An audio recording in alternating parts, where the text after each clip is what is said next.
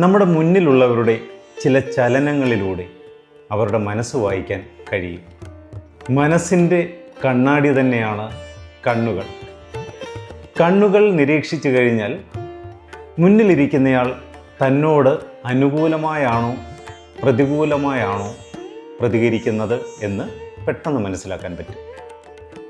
നമ്മൾ സംസാരിക്കുമ്പോൾ നമ്മുടെ തൊട്ട് മുന്നിലിരിക്കുന്നയാൾ കണ്ണുകൾ നമ്മുടെ നേരെ തന്നെ നോക്കിക്കൊണ്ടിരുന്നു കഴിഞ്ഞാൽ അയാൾക്ക് നമ്മുടെ സംസാരത്തിൽ താല്പര്യമുണ്ടെന്ന് മനസ്സിലാക്കാം.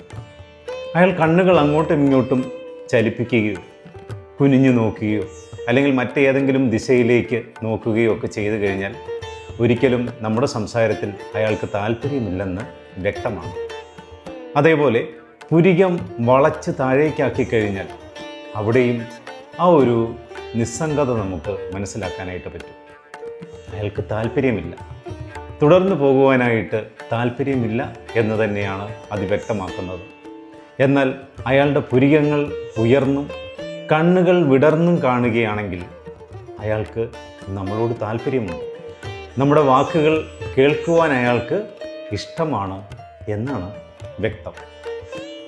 രണ്ട് പുരികങ്ങളുടെയും ഇടയിൽ ചുളിവുകൾ വന്നു കഴിഞ്ഞാൽ അയാൾ എന്തൊക്കെയോ ചിന്തിക്കുകയാണ്, ആശയക്കുഴപ്പങ്ങളുണ്ട്.